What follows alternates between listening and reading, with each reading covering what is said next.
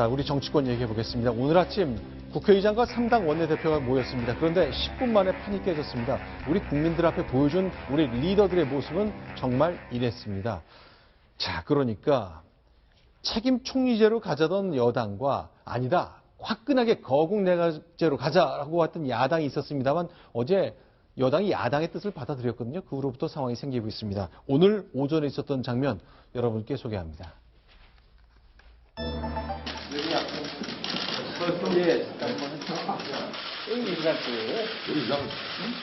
그래?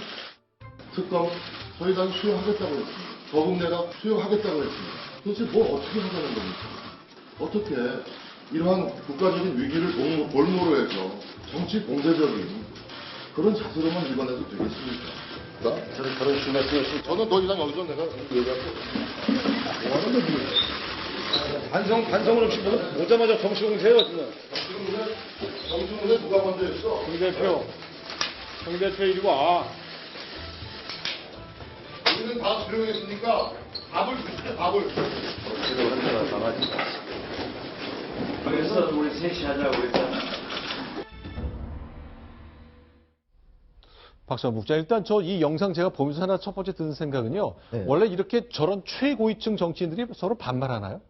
아니 그 서로 논쟁하다 보면 약간 네. 끝에 존댓말을 좀 빼기도 하고 하죠. 근데 대체로 반말이네요, 이 모습은.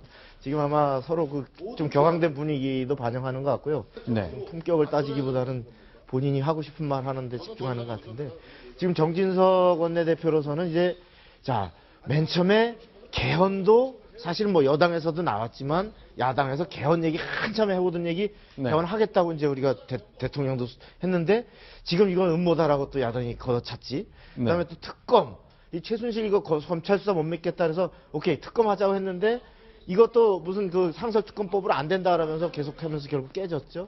그다음에 마지막 지금 거국 중립내각, 거국내각을 통해서 어떤 그 여야가 동의하는 총리 그리고 거기에 국정의 중심을 맡기자라는 이 논의도 여당이 수용했는데 이것도 지금은 꼼수다. 네. 이렇게 해서 지금은 진실을 가리려는 이러한 거국내각 이것은 응할 수 없고 철저한 수사가 먼저다라고 하는 이런 데 대해서 이제 정진석 원내대표가 폭발을 한 건데 네. 지금 그 우상호 원내대표로서는 지금 이 자체가 거국내각 자체가 지금은 순수하지 않다 이런 주장을 펴면서 지금 여당이 답답해하는 이런 상황입니다. 근데요, 이제 책임 총리제라는 것과 거국내각제라는 게 뭐 약간의 차이가 있습니다만 여당이 원하는 것, 야당이 원하는 것이 지난주까지는 있었잖아요. 좀 간단하게 차이를 좀 설명해 좀 해주십시오. 그 한마디로 책임 총리제라고 하면 네. 지금까지 대통령이 임명을 하는 네. 그러니까 임명권을 헌법 그대로의 대통령이 임명을 하고 그 대통령이 원하는 총리를 임명을 해서 네. 그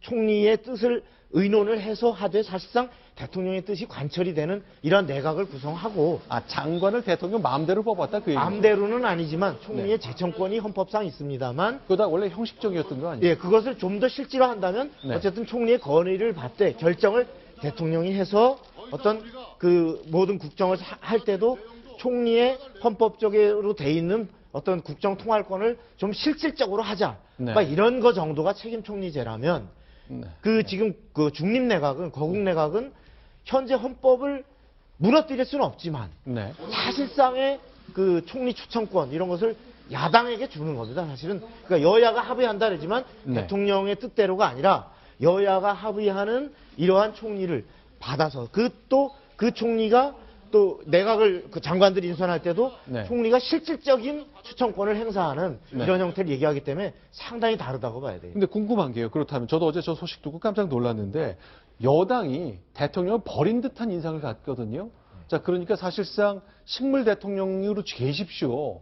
여야 정치권이 합의해서 총리도 세우고 그 총리에게 압도적인 권한을 주겠습니다. 뭐 이렇게 들렸기 때문에 여당이 대통령을 버린 것처럼 보였는데 야당은 그러지 말라 그러네요.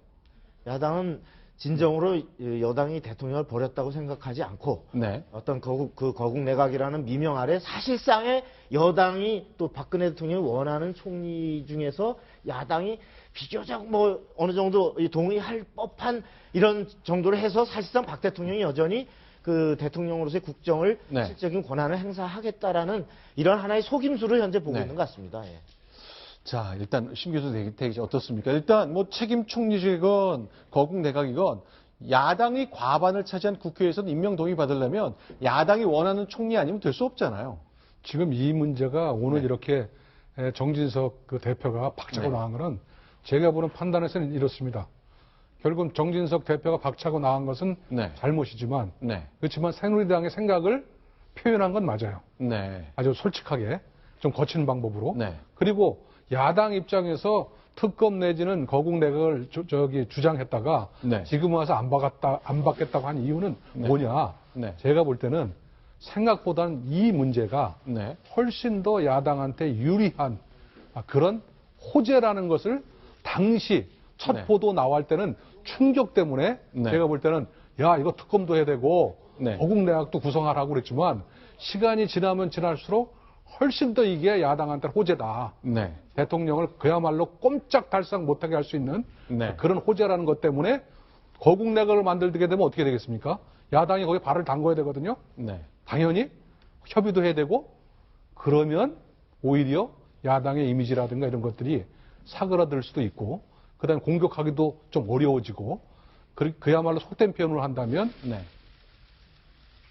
여당의 네. 들러리 내지는 떼벗겨주는 것이 될 가능성이 있기 때문에 지금 와서는 아차 이거 특검이나 거국 내각 가서는 협조해서는 안 되겠다 이런 생각을 하는 것 같습니다.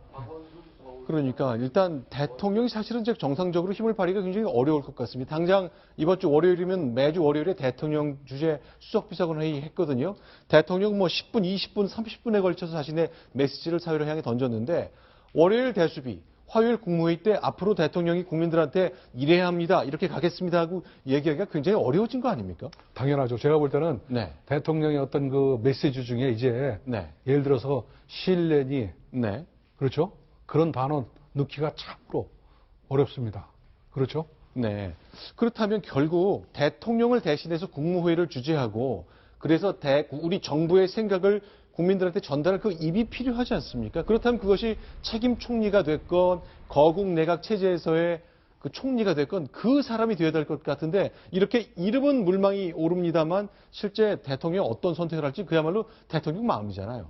그 야당의 자세를 보면 이런 생각을 들게 합니다. 지금 박근혜 대통령이 크게 잘못을 해서 세상 모든 민심을 다 잃어버린 상황이 됐죠. 네. 일시적으로 뭔가 실수가 있었다고 해서 이렇게까지 되진 않았습니다. 그래서 뭐 한두 달 뒤면 회복이 될 것 같은 그런 정치적인 상황이라면 야당의 저런 자세가 충분히 이해가 되겠죠. 하지만 지금 박근혜 대통령의 상황은 임기 끝날 때까지 회복되기 어려운 지경에 빠졌다는 게 누구나 알 수 있는 사실입니다. 그렇다면 국정이 혼란, 뭐 표현이 뭐라고 더 해도 부족할 만큼 어려운 상황인데요. 그렇다면은 수권을 목표로 하고 있는 정당이 이 어려운 시기에 내가 무언가를 해냈다라는 것을 보여줌으로써 국민들에게 믿음을 주고 국정을 안정시켜야 될 책임과 의무가 분명히 있는데도 불구하고 이렇게 안정을 가져다 줄 생각은 하지 않고 계속해서 이런 상황을 끌고 가겠다, 즐기겠다라는 식으로 비춰진다면 자기들의 생각하는 그런 수권 플랜에 큰 장애가 될 게 분명합니다. 그러니까 야당으로서는 뭔가 책임 있는 모습도 보여주면서 또 대형 호재를 만난 건 사실이니까 그걸 또 보이지 않는 곳에서 뭐 누릴 자격이 있다고 생각합니다. 상황이 이렇게 흘러왔으니까요. 그러나 문제는 여당입니다. 새누리당에서 이정현 대표 체제를 깨야 된다는 주장이 계속 나오고 있습니다. 일단 최근에 연판장 돌리는 일이 오늘에 있었거든요. 그에 대한 이정현 대표의 생각을 들어보겠습니다. 일단 지켜서 끝까지 남아 일하는 것이 국민의 도리고 지도자의 역할이다 이렇게 얘기합니다. 듣겠습니다. 조직이 어렵고 힘들 때 정말 책임감을 갖고 그 어려움을 극복해 나가는 것. 어려울 때 그만두고 물러나고 도망가고 하는 것은 선택할 수 있는 것 중에 가장 쉬운 선택입니다. 그 어느 정도 상황이 매듭지어져야지 사퇴 수습이라고 볼 수 있을까요? 그 정진석 원내대표가 야당 비판하면서가 사실은 협상이 안 됐는데. 그러니까 오늘 국회의원, 새누리당 여당 의원 중에 비박 중심으로 50명 넘게 연판장까지 돌렸다면서요. 이게 분당으로 가는 겁니까? 54명인데요. 네. 이제까지 더 늘어날 가능성이 있습니다. 이 자체는 그 현재 그 비박들뿐만 아니라 이른바 129명 중에 네. 비박만이 아니라 친박 인사들도 현재 참여하고 있는 형태고 네. 상황에 따라서 더 늘어날 가능성이 있습니다. 네. 이 상황이 왜 계속되냐 하면 네. 이것은 현재 그 대통령이 국민의 신뢰를 잃어버린 상황에서 당 지도부도 역시 같이 대통령을 방탄하는 데만 비치고 있는, 이렇게 되면은 둘 다 같이 망하고 내년 대선은 백전백패다.